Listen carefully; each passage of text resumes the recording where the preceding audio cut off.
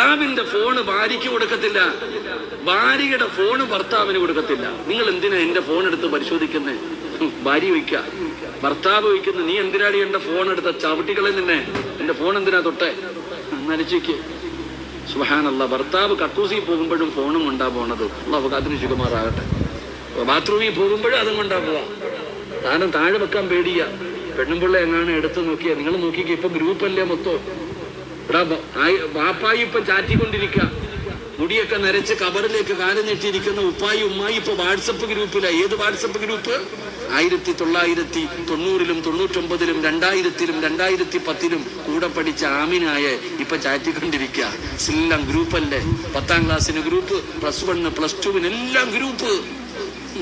പാപ്പ ഇപ്പൊ പറയാ, ആമിന പണ്ട് നീ ആ പാവാട കൊടുത്തിട്ട് വരുന്നത് കാണാൻ എന്തുവായിരുന്നടി, പഠിച്ചവനെ ചാറ്റ.